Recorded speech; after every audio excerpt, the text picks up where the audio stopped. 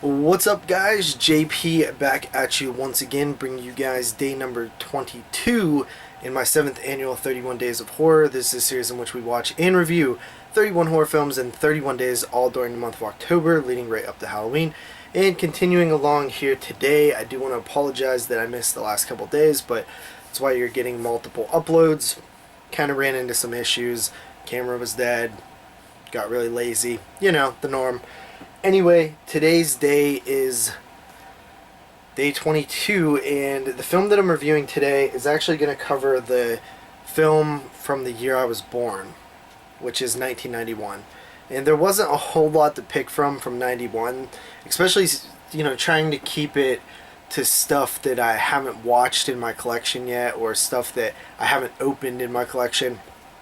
So I decided to go with a favorite of mine, and that is The People Under the Stairs.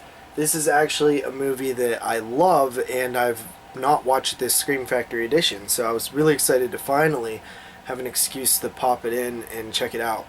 So, The People Under the Stairs follows a young man named Fool. He's like a kid, and he lives in the inner city poverty. He lives in like an apartment building.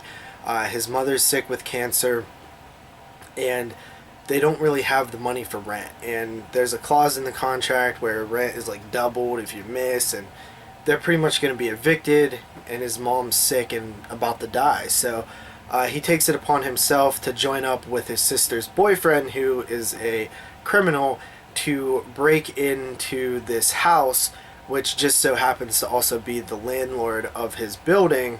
They own like half the city, and they're going to break in there, and supposedly this guy has a ton of money. Would make sense because he owns all these buildings.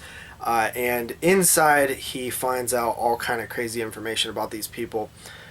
Basically, it's a husband and wife and their daughter. Only the thing is, it's not really their daughter.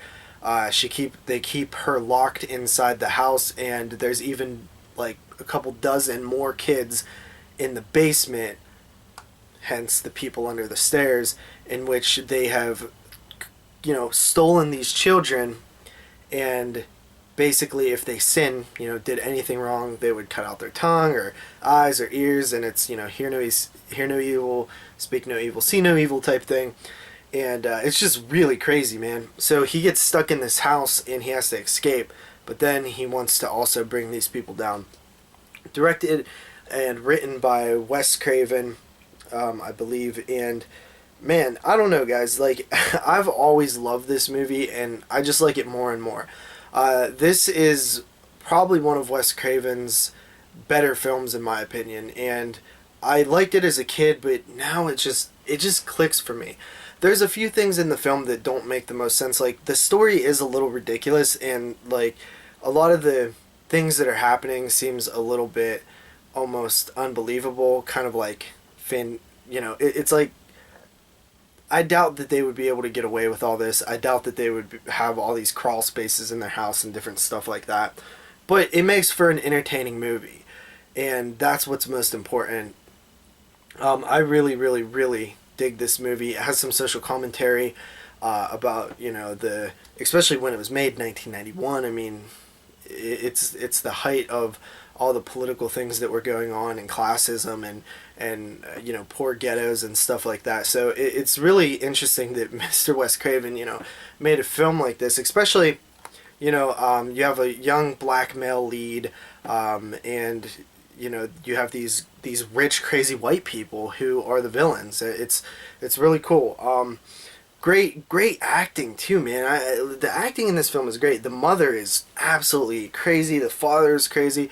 There's like this molesty subtext. It's about child abuse. Like, there's a lot of stuff going on in this film, and it's just one that I could watch, and it just doesn't get old to me.